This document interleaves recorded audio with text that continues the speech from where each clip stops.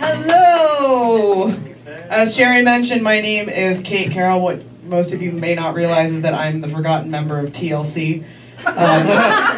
Mostly because I was completely unnecessary and nowhere near as talented as the rest of them.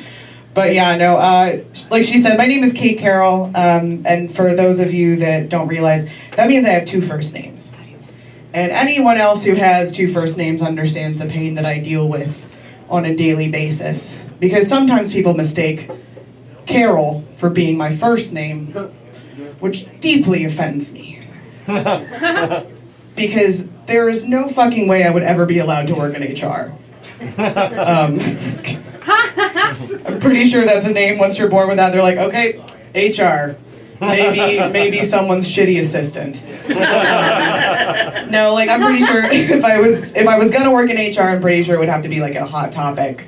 Or maybe a methadone clinic, which ironically in Richmond, Virginia are the exact same place. Because down there we understand the value of getting your chain wallets and your fix at the same time.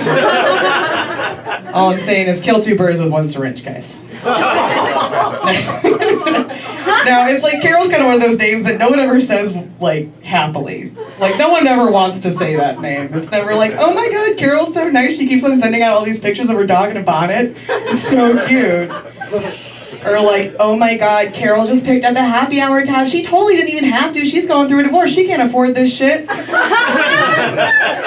It's always a little more like, god damn it, Carol! Stop beating on my lead pockets! I wrote my name on every single individual package so it wouldn't fucking happen anymore. I don't hear, oh, I didn't know, I'm sorry, I thought they were mine. You fucking knew, Carol! Carol always fucking knows, too. She's a bitch.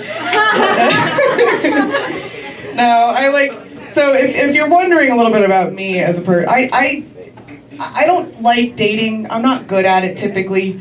Mostly because I listened to way too much Destiny's Child as a kid, and I took it way too much to heart. Like, I'm an independent woman.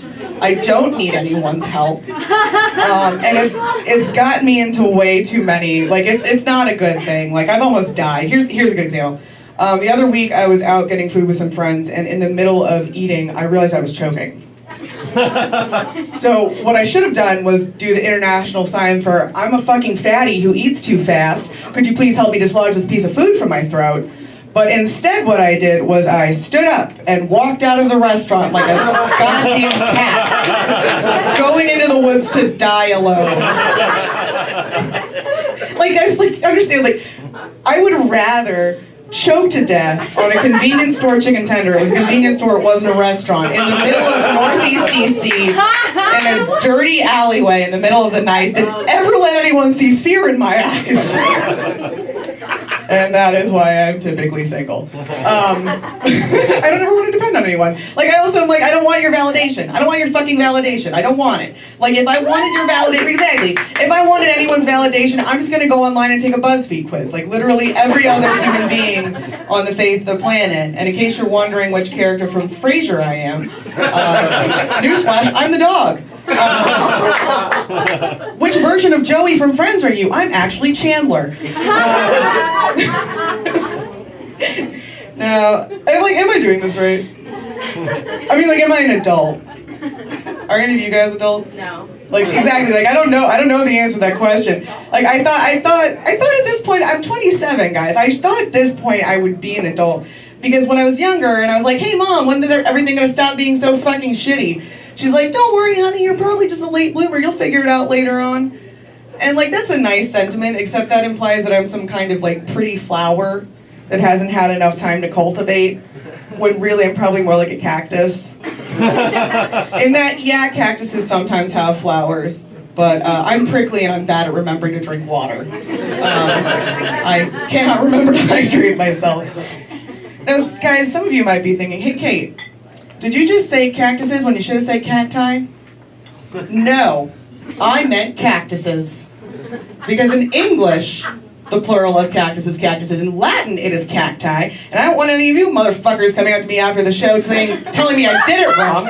I'm not about that Nazi grammar bullshit. It doesn't make any sense. It doesn't, because if you did that across the board with all other English words, the plural of bus would actually be bi, and that's stupid. I've never heard anyone complain that all male busexuals were actually just gay. That doesn't make any fucking sense.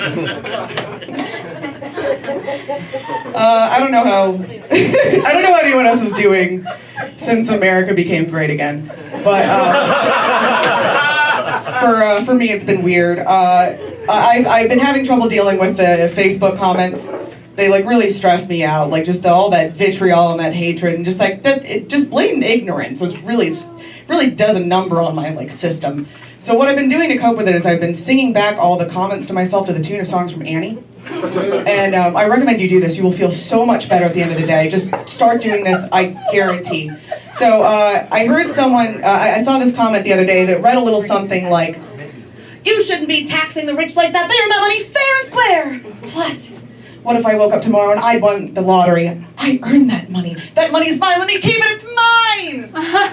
Oh, all right, sweetheart. Let's pump the brakes a little bit, just because the fact of the matter is, at the end of the day, we need those taxes to pay for roads and schools and cops, which is a thing you guys love so much, and also the lottery. No.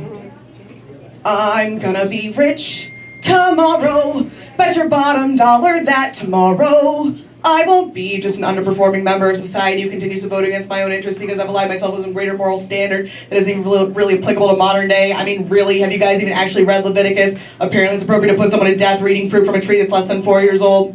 I realize it's a strange example to use in this situation. Not to mention, I might add, you're more likely to die from bowling a perfect game than ever win the lottery. I'm not kidding, that's a real statistic. Look it up. That just goes to show how weird this way of thinking is.